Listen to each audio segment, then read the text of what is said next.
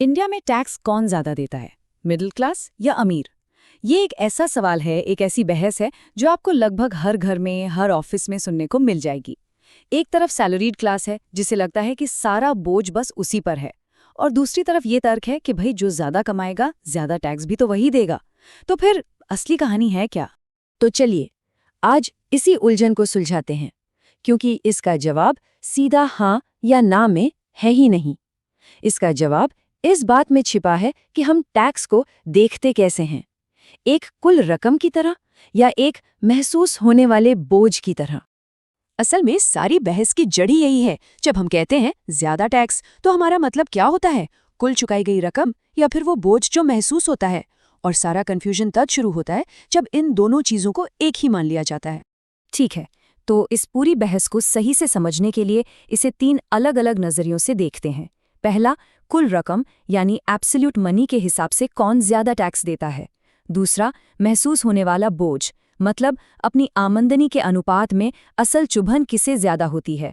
और तीसरा, tax planning की आज़ादी किसके पास ज्यादा है। चलिए एक एक करके इन सबको समझते हैं। तो सबसे पहले बात करते हैं सबसे सीधी चीज की, कुल रकम। मतलब प्योरली पैसों के हिसाब से देखें तो किसकी जेब से ज्यादा टैक्स जाता है। ये तो बहुत सीधी सी बात है। अगर हम सिर्फ चुकाई गई रकम को देखें तो जिसकी इनकम ज्यादा होगी, जिसका प्रॉफिट ज्यादा होगा, वो ज्यादा टैक्स देगा। जाहिर है 1 करोड़ रुपए कमाने वाले शख्स का टैक्स 5 लाख रुपए कमाने वाले से कई कई ज्यादा होगा। इसमें तो कोई दो राय हो ही नहीं सकती।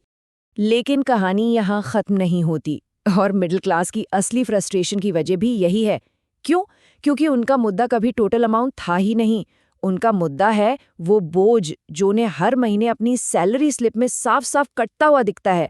तो चलिए अब फोकस को टोटल अमाउंट से हटाकर उस महसूस होने वाले बोझ पर लाते हैं और ये समझने की कोशिश करते हैं कि आखिर मिडिल क्लास को ये इतना चुभता क्यों है।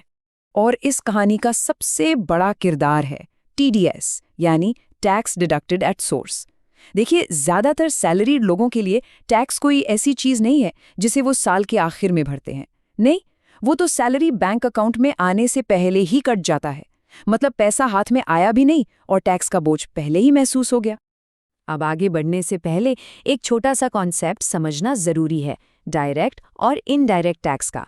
डायरेक्ट टैक्स मतलब वो जो सीधा आपकी इनकम पर लगा, जैसे इनकम टैक्स। और इनडायरेक्ट टैक्स वो है जो आप किसी भी सामान या सर्विस को खरीदते वक्त देते हैं, जैसे जीएसटी। और यहीं पर मिडिल क्लास को महसूस होता है डबल हिट। पहला हिट, सैलरी पर टीडीएस के रूप में डायरेक्ट टैक्स कट गया। अब दूसरा हिट, जो पैसा बचा उसे जब आप खर्च करते हैं तो हर चीज पर इनडायरेक्ट टैक्स लगता है, चाहे वो खाने पीने पर जीएसटी हो, गाड़ी में पेट्रोल भरवाना हो या कोई और सर्विस हो। तो ये एक तरह से कमाई पर भी टैक्स और फिर खर्च पर भी टैक्स वाली बात हो जाती है। तो ये तो हुई मिडिल क्लास की बात। अब जरा सिक्के का दूसरा पहलू देखते हैं और समझते हैं कि अमीर वर्ग के लिए ये तस्वीर कैसे अलग है। और यहाँ जो सबसे बड़ा फर्क आता है वो है प्लानिंग की आज़ादी का। देखिए, एक सैलरीड इंसान की इनकम का जरिया ज्यादातर सिर्फ सैलरी होती है, लेकिन अमीरों के केस में ऐसा नहीं है। उनकी इनकम बिजनेस प्रॉफिट से आ सकती है, शेयर मार्केट में इन्वेस्टमेंट से, प्रॉपर्टी के किराए से, मतलब कई अलग अलग सोर्सेज होते हैं। और बस यही एक बात पूरा गेम बदल देती है। तो अगर हम आमने सामने रखकर देखें तो एक तरफ है मिडिल क्लास जिसकी इनकम का एक ही सोर्स है, सैलरी। यहाँ टैक्स प्लानिंग की गुंजाइश ना के बराबर होती है।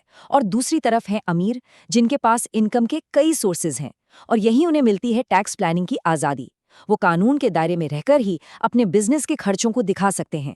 कैपिटल गेन्स पर टैक्स के नियम अलग होते हैं, मतलब उनके पास प्लानिंग करने के लिए कहीं ज्यादा ऑप्शंस होते हैं।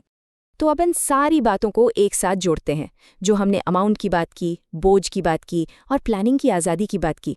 अब देखते हैं कि इन सब से हमारे पहले सवाल का क्या जवाब मिलता है।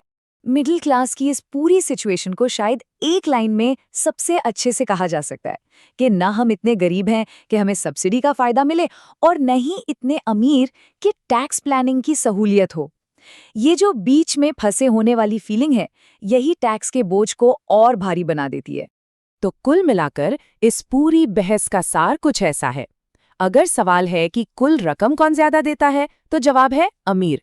लेकिन अगर सवाल है कि महसूस होने वाला बोझ किस पर ज्यादा है, तो जवाब है मिडिल क्लास, क्योंकि उनका टैक्स बहुत डायरेक्ट और विजिबल होता है।